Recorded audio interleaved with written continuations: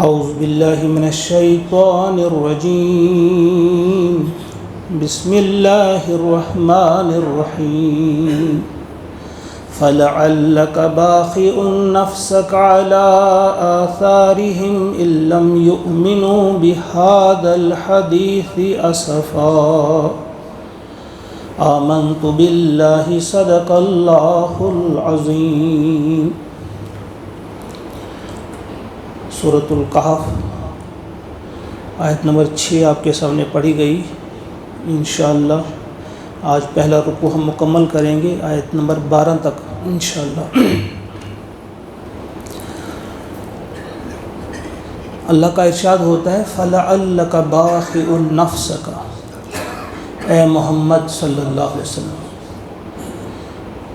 تو شاید آپ اپنی جان بھی قربان کریں گے، یعنی شاید آپ اپنے آپ کو ہلاک کر دیں گے۔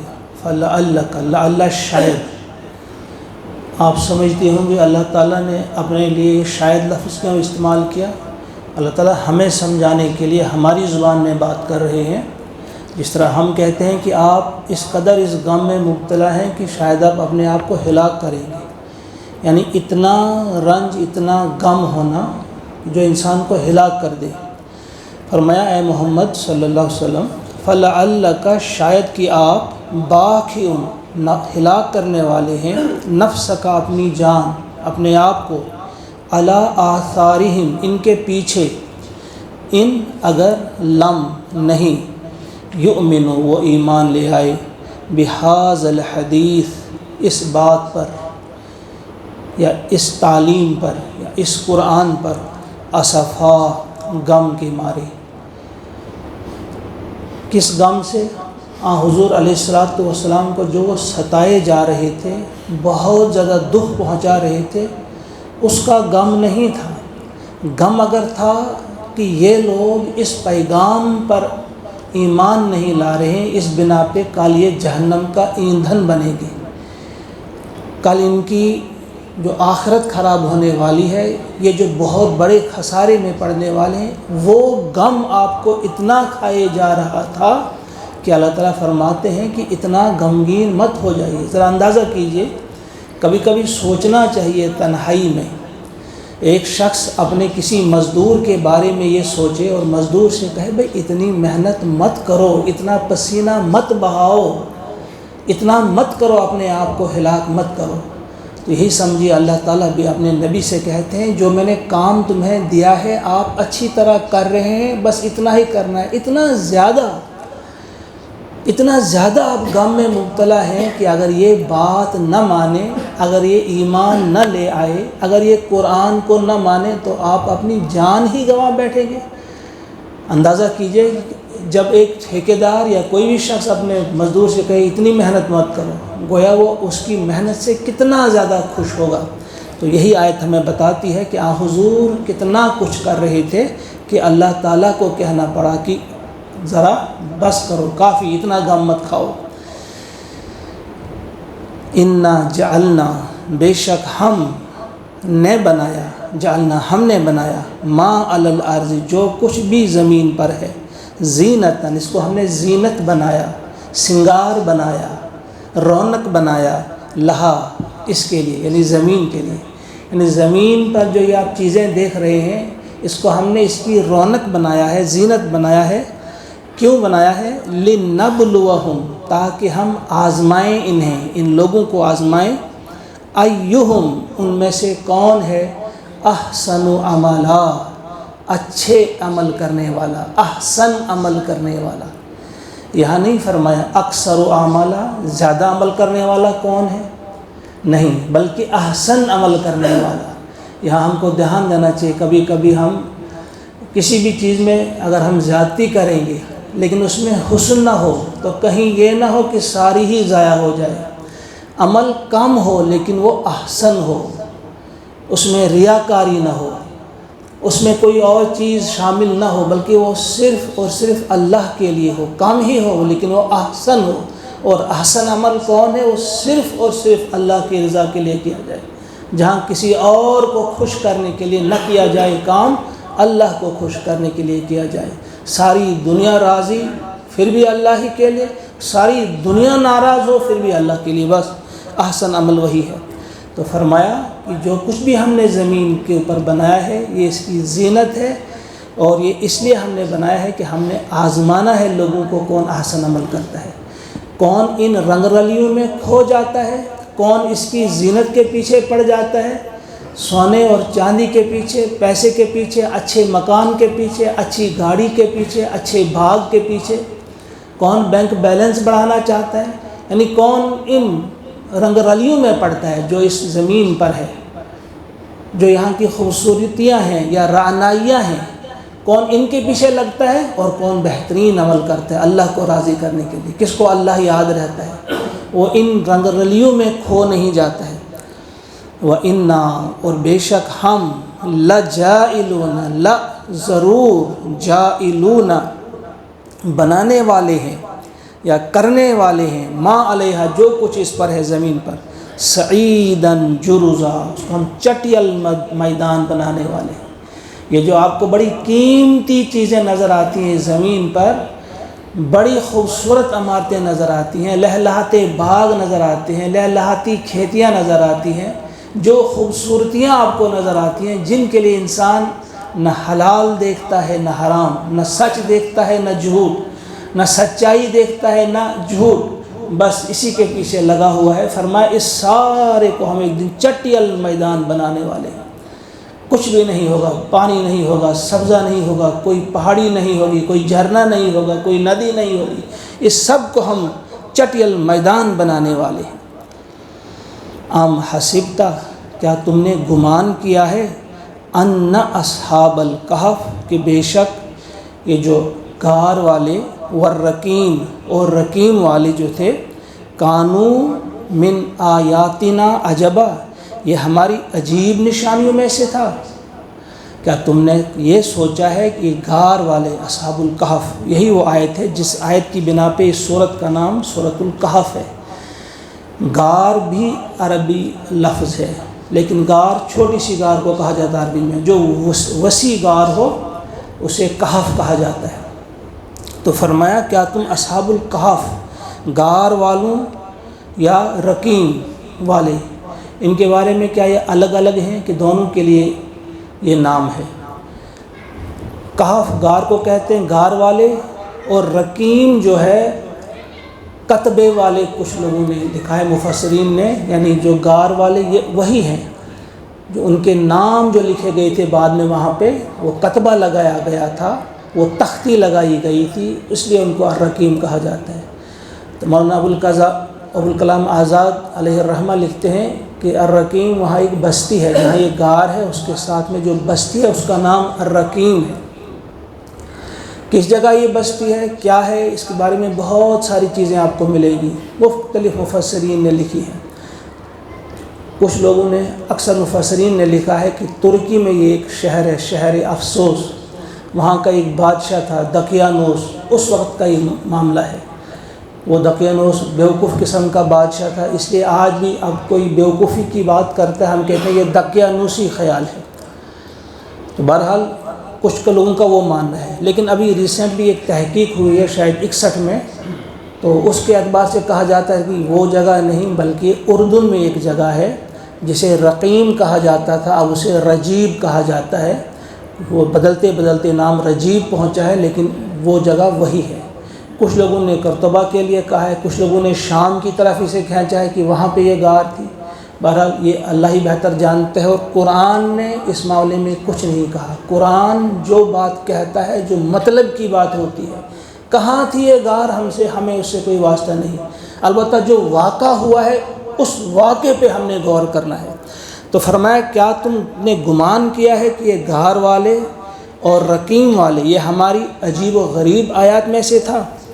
از اول فتیت، از جب، اوا پناہ لی، الفتیت جوانوں نے، کچھ جوان تھے وہ، الکہف ایک غار میں، فقالو تو انہوں نے کہا، ربنا اے ہمارے رب، آتنا ہمیں عطا کر، ہمیں دے، من لدن کا اپنی طرف سے، رحمت ہمیں اپنی رحمت خاص سے نواز، وحیّ لنا اور مہیا کر ہمیں من امرنا ہمارے کام میں ہمارے معاملے میں رشدا درستی، یعنی ہمیں راستے پہ سیدھا رکھ، سیدھے راستے پہ ہمیں رکھ اور سیدھا رکھ ہمیں۔ تو یہاں سے اس واقعے کا آغاز ہوتا ہے۔ جو 3 سوال جو کل ہم نے بات کی تھی، 3 سوال جو پوچھے تھے، اور پہلے سوال کا جواب اب یہاں سے چلا کہ جو اصحاب الکہف تھے وہ کون تھے، جن کو آپ عیسائیوں کے ہاں 7 سلیپرز کے حساب کے نام سے جانتے ہیں۔ اصل میں کیا تھا کہ یہ 7 نوجوان تھے۔ عام طور پہ کہتے ہیں 7 لوگ، یہاں فتیت لفظ استعمال کیا اللہ تعالیٰ نے، یعنی جوان تھے وہ۔ اس میں ایک حکمت ہے کہ جوانوں کے اندر اکابی روح جب بیدار ہوتی ہے، جوانوں میں نظر آتی ہے ان کو اپنی منزل آسمانوں میں۔ یعنی اگر کسی جگہ انقلاب برپا کر سکتے ہیں، اگر کسی جگہ سچائی کا انقلاب لایا جا سکتا ہے تو وہ جوان ہی لاتے ہیں۔ ان کے اندر وہ جذبات ہوتے ہیں، ان کے اندر وہ ہمت ہوتی ہے، وہ جرأت ہوتی ہے۔ اس لیے فتیہ یعنی وہ جوان تھے۔ کچھ کتنے تھے اس بارے میں بھی بحثیں ہوتی ہیں، جتنے بھی تھے اتنے، کچھ جوان تھے۔ کیا کیا انہوں نے؟ کسی نبی پہ انہوں نے ایمان نہیں لایا تھا، انہوں نے کوئی قرآن نہیں پڑھا تھا، کوئی مذہبی کتاب نہیں پڑھی تھی، کسی نے انہیں سمجھایا نہیں تھا۔ یہ بڑی رائل فیملی سے تعلق رکھنے والے تھے، امیر خاندانوں سے تعلق رکھنے والے تھے، دوست تھے یہ آپس میں۔ 7 ہم فرض کرتے ہیں، زیادہ طور پہ 7 کہا جاتا ہے، اللہ بہتر جانتا ہے ان کی تعداد۔ ہم فرض کرتے ہیں 7 تھے یا کتنے تھے۔ اب ان کی آپس میں دوستی ہے، آپس میں بات کرتے ہیں۔ میلہ ہے، بادشاہ نے بلایا انہیں میلے پہ، سب کو بلایا ہے، وہاں بہت سارے وہ بت بنے ہوئے ہیں، وہاں اس میلے میں شرکت کرنی تھی۔ انہوں نے آپس میں بات کی، یار یہ کیسے ہو سکتے ہیں ایک سے زیادہ خدا؟ یعنی کچھ پڑھا نہیں، کوئی عبادت نہیں کی ہے، صرف غور و فکر کر رہے ہیں کہ بھئی کیسے ہو سکتا ہے ایک سے زیادہ خدا، کیسے ہو سکتے ہیں؟ کائنات کا نظام تو بگڑ جائے گا، فتنہ ہوگا، فساد ہوگا اگر ایک سے زیادہ ہوتے۔ انہوں نے فیصلہ کیا، سوچا کہا نہیں ایک ہی ہو سکتا ہے۔ انہوں نے کہا کہ بھئی ہم نہیں جائیں گے اس میں۔ انہوں نے صاف انکار کر دیا کہ ہم نہیں آئیں گے۔ وہ آگے الفاظ آئیں گے، کیا کیا الفاظ انہوں نے استعمال کیے وہ پڑھیں گے ہم۔ تو بادشاہ کیونکہ مشرک تھا تو وہ بہت زیادہ، یا کچھ لوگ کہتے ہیں وہ خود اپنے آپ کو ہی خدا کہتا تھا، یا وہ مشرک تھا، 2 میں جو بھی تھا، تو اس کا انکار کرنا، اس کے حکم کو نہ ماننا مطلب یہ تھا کہ قتل ان کی سزا تھی۔ لیکن چونکہ اچھے گھرانوں سے تعلق رکھتے تھے، ان کو مہلت دی گئی کہ بھئی سوچو، ابھی یہ جو تم نے بات کی ہے صحیح بات نہیں کی ہے، تمہارا رویہ درست نہیں ہے، کرو غور و فکر۔ ان کو جو کچھ مہلت دی گئی اس مہلت کا انہوں نے فائدہ اٹھایا، انہوں نے کہا کہ نہیں ہم چلے جائیں گے۔ وہ چلے گئے، ایک غار میں انہوں نے پناہ لی۔ یہاں بھی اندازہ کیجئے کہ جب وہی میں ابھی کہا اکابی روح جب بیدار ہوتی ہے جوانوں میں، انہوں نے جب دیکھا کہ ایک غلط کام کو ساتھ نہیں دینا، چلو ہم چلتے ہیں، کسی غار میں پناہ لیں گے۔ بہت بڑا اس میں سبق ہے کہ اللہ کے ساتھ شریک کرنا اتنا بڑا گناہ ہے، اتنا بڑا جرم ہے کہ ہمیں فاقے برداشت کرنے پڑے، ہمیں کوئی بھی تکلیف برداشت کرنا پڑے، ہم وہ تکلیف برداشت کریں گے، لیکن ایک خدا کے ساتھ کسی اور کو شریک نہیں کریں گے، خدا کی خدائی میں کسی کو شریک نہیں کریں گے۔ انہوں نے فیصلہ کیا چلے گئے، اور جب یہ اس غار میں پہنچے تو اس وقت انہوں نے یہ دعا کی ہے، ربنا آتنا من لدنک رحمہ۔ اس وقت انہوں نے دعا کی، اے ہمارے رب ہمیں عطا کر تو من لدنک رحمہ، اپنے ہاں سے رحمت خاص۔ یہ لدن کیا استعمال کیا؟ اندہ بھی ہوتا ہے، جسے میں نے آپ کو کتاب دینی ہو ہم کہیں گے منی بھی کہیں گے، کتاب منی، یا من عندی بھی کہتے ہیں، میرے ہاں سے۔ لیکن جب خاص جگہ سے میں اپنی کوئی خاص میری الماری ہوگی، وہاں میری کچھ خاص کتابیں ہوں گی، ان خاص کتابوں میں سے کوئی نکال کر دوں گا، اس وقت من عندی نہیں کہیں گے، من لدنی۔ اس لیے اس کا ترجمہ ہوگا من لدن کا رحمت خاص۔ فرمایا اے پروردگار ہمیں اپنی رحمت خاص میں سے عطا فرما۔ ذرا اس بات پہ بھی غور کرو، ابھی کوئی باتیں انہوں نے، کوئی عبادت نہیں کی ہے، کوئی ذکر و اذکار نہیں کیا ہے، کوئی زکوٰۃ نہیں دی ہے، روزے نہیں رکھے ہیں، لیکن شعوری طور انہوں نے خدا کو، اللہ کو دریافت کیا ہے۔ اب انہوں نے دل سے یہ دعا کی ہے کہ ہمیں سیدھا راستہ دکھا، ہمیں سیدھے راستے پر رکھ۔ دعا قبول ہو گئی۔ آج ہم سوچتے ہیں کہ فلاں چیز کے لیے فلاں دعا، فلاں چیز کے لیے فلاں دعا، ہم نے دعاؤں کو بھی بنا وہ پریسکرپشن کے لیے ڈاکٹر کے پاس جائیں گے، فلاں بیماری کے لیے فلاں دعا۔ بھائی کتنی دعائیں آپ کریں گے، ٹھیک ہے، مصنون دعائیں ہیں، ہمیں سکھائی گئی ہیں، ہمیں کرنی چاہیے وہ دعا، لیکن انہوں نے کسی سے پڑھا نہیں تھا، اپنی زبان میں دل سے دعا کی، یعنی اللہ کو پہچان گئے، اللہ کے ساتھ تعلق مضبوط ہو گیا۔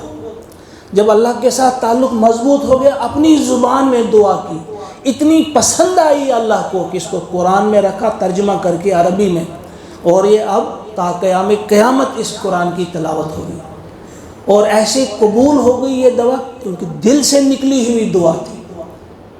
آج ہم سوچتے ہیں ہم کیا دعا کریں گے، ہماری دعا قبول نہیں ہوتی کیونکہ ہم نے اللہ کو دریافت ہی نہیں کیا، وہ تعلق ہی نہیں ہے ہمارا اللہ تعالیٰ کے ساتھ کہ وہ مضبوط تعلق ہوتا، دل سے کوئی دعا کرتے وہ پہنچ جاتی، اللہ تعالیٰ سنتے، کیوں نہیں سنیں گے دعا اللہ تعالیٰ ہماری۔ انہوں نے دل سے دعا کی، اور کیا دعا کی؟ ربنا آتنا من لدنک رحمہ، اپنی رحمت خاص سے ہمیں نواز، اور کیا؟ وہیئ لنا، اور مہیا کر ہمیں من امرنا رشدا، یعنی ہم نے ایک قدم اٹھایا ہے، صرف اتنی پہچان تھی کہ رب ہے اور رب ہماری رہنمائی کرے گا، وہی سب طاقتوں کا مالک ہے، اتنا وہ سمجھ گئے تھے کائنات پہ غور و فکر کر کے۔ اب انہوں نے صرف یہ کہا کہ اللہ تیرے لیے ہم نے اب ایک قدم اٹھایا ہے، اب تو ہماری دعا قبول فرما، اب یہاں سے آگے تو ہماری رہنمائی فرما، کہاں کہاں جائیں گے، کیسے کیا کریں گے، کھائیں گے کیا۔ سوچنا تھا کہ وہ چلے گئے، ایک قدم تو اٹھا لیا، لیکن غار میں ان کے لیے وہ آسائشیں نہیں تھی جو گھروں میں تھی۔ امیر گھروں کے لڑکے تھے یہ نبی نہیں تھے، عام لڑکے تھے، لیکن دعا جب کی، ہم کہتے ہیں معجزہ نہیں ہوتا، صرف نبیوں کے لیے معجزے، آپ کے لیے بھی، ہمارے لیے بھی معجزے ہوں گے، کیوں نہیں ہوں گے؟ وَمَن يَتَّقِ اللَّهَ يَجْعَلْ لَهُ مَخْرَجًا وَيَرْزُقْهُ مِنْ حَيْثُ لَا يَحْتَسِبُ، جو تقوی اختیار کرے گا اللہ اسے ہر مشکل سے نکلنے کا راستہ اللہ تعالیٰ دیں گے، اور وہاں سے انہیں کھلائیں گے جہاں سے انہیں سوچا بھی نہیں ہوگا، وہاں سے ان کو کھلائیں گے، وہاں سے ان کو رزق ملے گا۔ ان کے لیے کیا ہوا پھر جب انہوں نے یہ دعا کی؟ اللہ تعالیٰ کو اس کائنات کا نظام بدلنا پڑا۔ اس کائنات اس کی دعا سے، ان کے خلوص کو دیکھ کر اور ان کی دعا کو دیکھ کر اللہ تعالیٰ نے یہاں کے اصول، یہاں کے نظام، یہاں کا قانون جو ہے ان کو بدل دیا۔ کون انسان زندہ رہ سکتا ہے؟ 309 سال تک ان کو سلایا۔ اگر 1 سال تک کوئی آنکھ بند رکھی جائے، اس پر پٹی باندھ دی جائے، نہیں دیکھے گی۔ 1 سال کے بعد اب پٹی کھولیے، یہ نہیں دیکھ سکتی آنکھ۔ کتنی دیر تک آپ کھانے کے بغیر رہ سکتے ہیں، پینے کے بغیر رہ سکتے ہیں، دھوپ کے بغیر رہ سکتے ہیں، کتنی چیزیں جو جسم کو چاہیے، لیکن اس قانون کو ہی بدل دیا اللہ تعالیٰ نے۔ اور سورج کو بھی حکم کیا کہ آپ کو کیسے آنا ہے، کیسے نکلنا ہے، کہاں دھوپ پڑے گی، کہاں نہیں پڑے گی، یعنی اس قانون کو بدل دیا اللہ تعالیٰ نے جب ان کی وہ دعا جو ہے دل سے نکلی۔ تو یہ اگر ہمارے جوان، ہم کو سوچنا چاہیے، غور کرنا چاہیے کہ ہم نے 50 سال، 40 سال، 30 سال سے نمازیں پڑھ رہے ہیں، روزے بھی رکھ رہے ہیں، تلاوت بھی کر رہے ہیں، وہ ایمان کہاں ہے؟ جب ایمان اس سطح کا ہوگا، اس لیول پہ آ جائے گا، ہمیں بار بار اپنے آپ پہ غور کرنا چاہیے، کیا وجہ ہے کہ اس قسم کا ایمان ہم بنانے میں کامیاب نہیں ہو پا رہے ہیں۔ تو وہ نکلے، انہوں نے پھر دعا کی، وَحَيِّئْ لَنَا مِنْ أَمْرِنَا رَشَدًا فَضَرَبْنَا، تو اللہ تعالیٰ فرماتے تو ہم نے پھر تھپکی دی، عَلَىٰ آذَانِهِمْ، ان کے کانوں پہ تھپکی دے کر انہیں سلایا، فِي الْكَهْفِ، اس غار میں، سنین عددا، کئی سال، سالوں، یہاں پر تعداد نہیں دی کتنے سال رہے، کہیں بھرا وہ آگے آئے گی کہ سالوں وہ رہے اس میں۔ اللہ تعالیٰ فرماتے ہیں تھپکی سے سلایا، ماں سلاتی ہے بچے کو، یعنی اب پیار سے اللہ تعالیٰ فرماتے ہیں کہ یہ میرے پیارے بندے ہیں، یہ میرے لیے انہوں نے ساری آسائشیں چھوڑ دی ہیں، موت کی فکر چھوڑ دی ہے، کھانے کی فکر چھوڑ دی ہے، تمام قسم کی وہ لذتیں قربان کر دی ہیں میرے لیے، اب میں انہیں سلاؤں گا۔ اور تھپکی سے انہیں سلایا، نیند، گہری نیند آ گئی، گہری نیند۔ اور 309 سالوں کے بعد جب وہ جاگتے ہیں، ثم بعثناہم، پھر ہم نے انہیں اٹھایا، پھر ہم نے انہیں جگایا۔ کیوں؟ لنعلم، تاکہ ہم جان جائیں، ای الحزبین، ای کون سی، الحزبین، دو گروہوں میں کون سا گروہ ہے؟ احصا، جو زیادہ اچھی گنتی بولے گا، زیادہ صحیح تعداد بولے گا، لما لبثوا امدا، کہ وہ کتنی مدت رہا۔ جو صحیح کس نے یاد رکھا، کون بول سکتا ہے کتنی دیر وہ رہا۔ جب وہ جاگ گئے، پھر ایک دوسرے سے انہیں جو سوالات کیے وہ بھی آگے آئیں گے، کتنی دیر ہم رہے، جواب ملا 1 دن یا اس سے کچھ کم۔ بہرحال یہ واقعہ جو ہے، واقعی سورہ کہف میں جو درج آیا ہے، اصحاب کہف کا واقعہ، یہ ہماری آنکھیں کھول دینے کے لیے کافی ہے۔ جہاں ان کو یہ جواب دیا جا رہا ہے، وہاں ساتھ ساتھ بتایا جا رہا ہے مومنوں کو، جن پر اس وقت انتہائی سختی ہو رہی تھی۔ 1090 کی یہ بات ہے جب یہ صورت نازل ہوئی ہے۔ اس کے 1 سال بعد ہجرت کا موقع تھا۔ گویا اس میں ایک سبق دیا گیا کہ دیکھو اللہ کی بات ماننا کتنا ضروری ہے۔ اگر آپ کو ہجرت کرنا پڑے، کر لو ہجرت، چھوٹی بات ہے ہجرت کرنا، مگر کمپرومائز کرنا توحید کے معاملے میں بالکل بھی روا نہیں۔ جس طرح سے ان 7 لوگوں نے، کتنے لوگ تھے، انہوں نے ہجرت کی، تم کو بھی کرنی پڑے گی۔ اور اس کے 1 سال ہی بعد، اس سے پہلے ہی ہجرت حبشہ وغیرہ واقع ہوئی تھی، پھر 1 سال بعد حضور علیہ السلام انہوں نے بھی ہجرت کی، اور ان کی سنت پہ انہوں نے بھی عمل کیا۔ وہ بھی ایک غار میں رہے، غار ثور میں 3 دن وہاں پہ رہے وہ۔ اور جس طرح سے ان کی اللہ تعالیٰ نے مدد کی تھی اصحاب کہف کی، اس طرح سے رسول اکرم صلی اللہ علیہ وسلم کی بھی مدد فرمائی اللہ تعالیٰ نے۔ اللہ تعالیٰ سے دعا ہے کہ ہماری بھی مدد فرمائے اور ہمیں بھی سیدھے راستے پہ چلنے کی توفیق عطا فرمائے، اور راہ مستقیم پہ ہم سب کو ثابت قدم رکھے۔ اللہم اجعل القرآن ربیع قلوبنا ونور ابصارنا وشفاء صدورنا وذهاب حمومنا وغمومنا، وصلی اللہ وسلم علی سیدنا ومولانا محمد وآلہ واصحابہ اجمعین برحمتک یا ارحم الراحمین۔ السلام علیکم۔